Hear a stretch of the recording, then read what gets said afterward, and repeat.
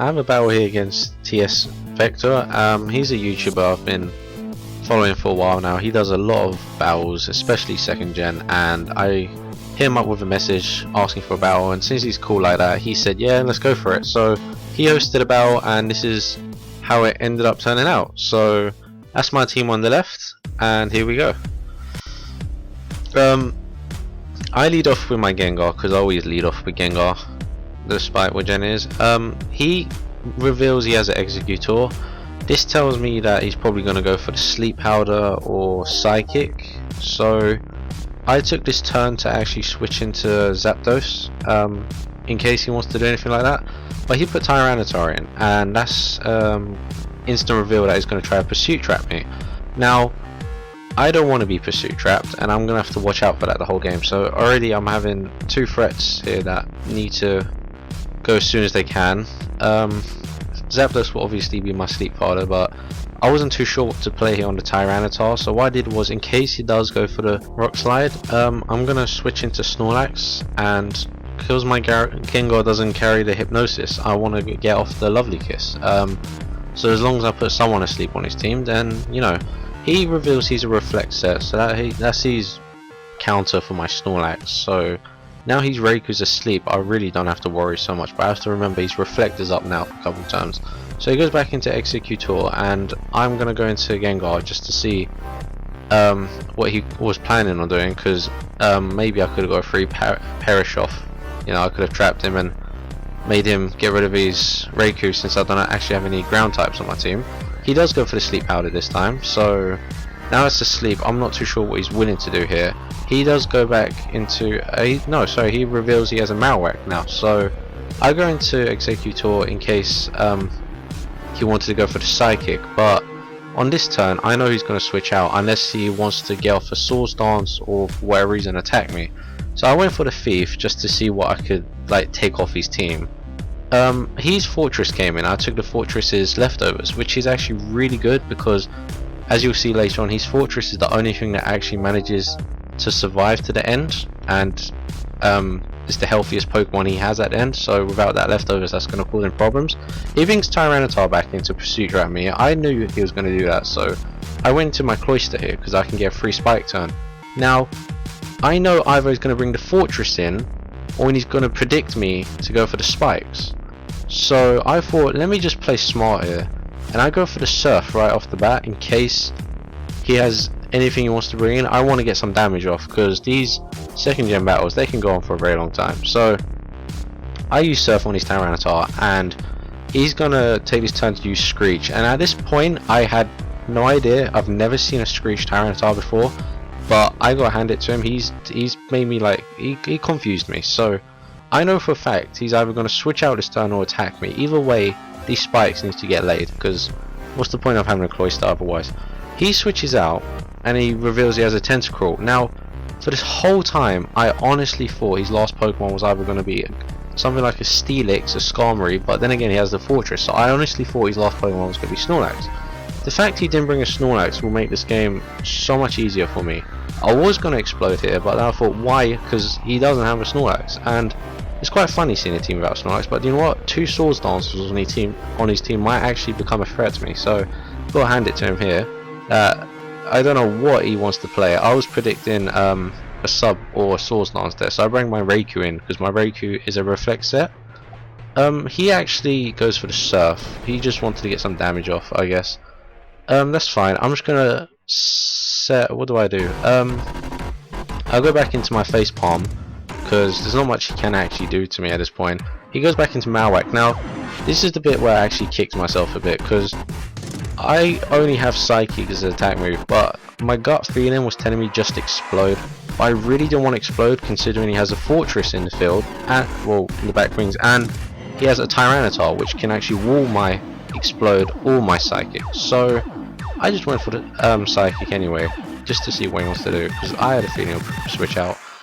He went for the Hidden Power Bug and got me clean off the bat, and I didn't see that one coming. So he's actually already taken out one of my Pokemon, and I'm just like, okay, well, great. I know by putting Cloyster in, his Tentacle is most likely to come in, but I thought, you know what, I'm going to be cheeky and I'm just going to fish out for that freeze hacks. Maybe I can put something in freeze.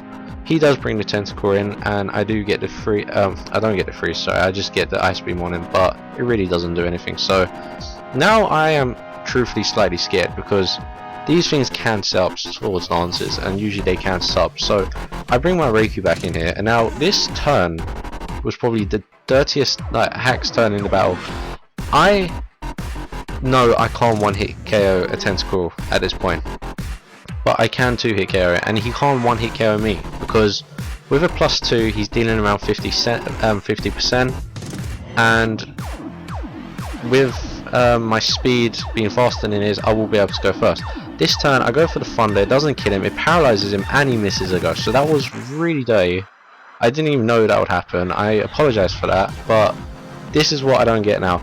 I go for another thunder and I completely miss him, and on that turn, as like to get his own back, he gets the sludge bomb on me and he gets a critical hit, which is quite funny because like I said, a +2 sludge bomb would only be doing about 50%, but a crit, it actually doesn't have a one-hit KO chance. It has like 80, 90%, 80, I think about 75% chance to one-hit KO. He got a crit, and that's 2 of my Pokemons down, so I'm like more pressured into playing better here. I want to go for the double edge, but I know the Fortress or the Tyranitar is most likely to come in. He does play the Fortress if I'm correct. Oh no, he plays his Executor. Now at this time I haven't cursed up or anything, I'm just +0 defense, and I was really thinking he would come in just to explode here. I was actually fearing the explosion. I'm thinking going to Gengar here, but then I'm thinking if he goes for the Psychic, I'm just going to look like an idiot. So I didn't realize till after the battle that he actually doesn't have Psychic. He is a HP 5 set.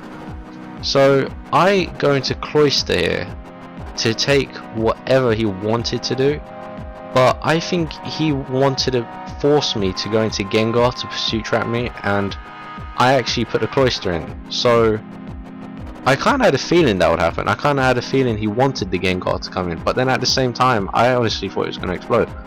I'm looking strong here then. I got my Cloyster in, but I'm guessing that Tentacle is probably just going to come back in as per usual.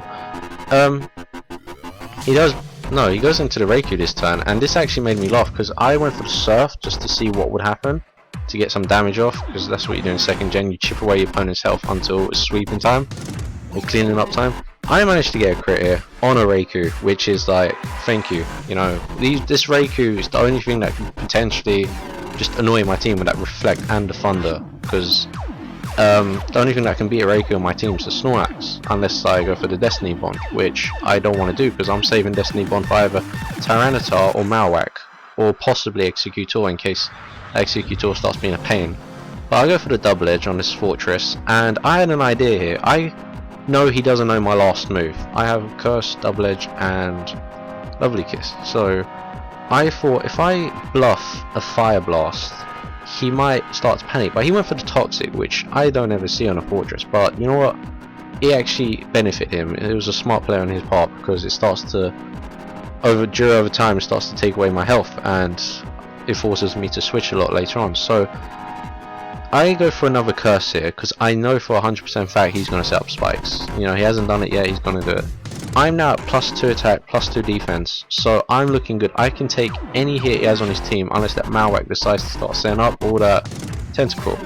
The Tentacle is not issues, already paralyzed, but this turn I thought I'm not gonna, you know, he goes into Tyranitar to take either the Fire Blast, or if I used Curse again, he was planning on Screeching to set me back to, you know, neutral. Well, I would have been at +1 defense, but I thought that was the turn to attack. I had a feeling to attack that turn. I went for the double edge, the Tyranitar's dead, my Gengar is now okay. Now this turn I had a huge feeling he's going to explode, but I thought he had a Psychic, so I thought if I go into Gengar here, I'm just going to look like an idiot. I'm going to go into Gengar, he's going to use Psychic on me, and then I'm forced to Destiny Bond because the Psychic can't one-hit KO.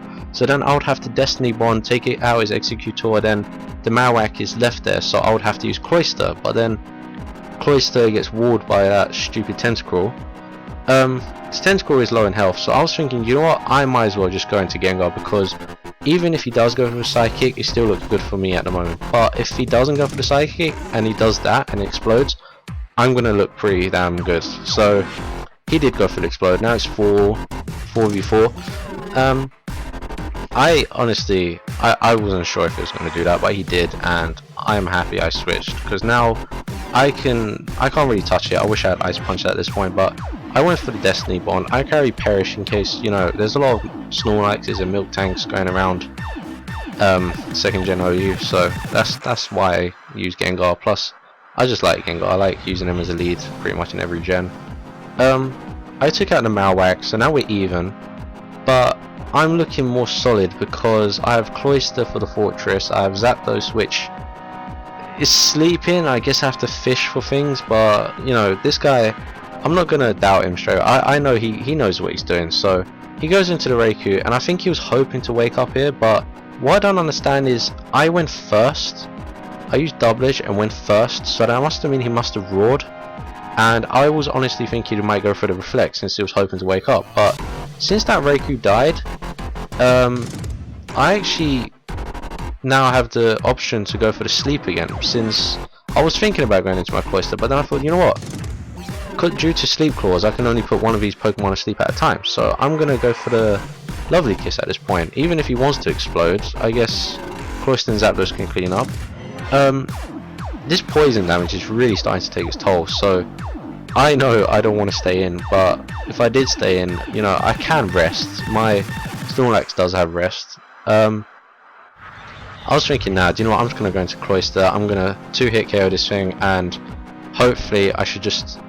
I don't want to explode on Tentacle, but I thought if I do, it's the safest play, because if I don't explode and he sets up a Soul's Dance, I'm going to look like an idiot. So I do win this battle, but you know, there was a lot of strange shit going on, a lot of hacks going on, so I win this, but I don't believe he was playing at his best, because this battle was only for fun and he didn't bring such a serious team. But this is the only team I have, considering it's the one I used to play online with. So that's going to be the game. He's going to bring his Tentacle in. I'm just going to not risk it and just go for the Explode, because you know, I don't want to delay this game any longer. These 2nd gen battles go on for a very long time. They usually go up to like 200 turns, 300 turns. It's possible. So do check out this guy's channel. He's absolute legend, and peace out.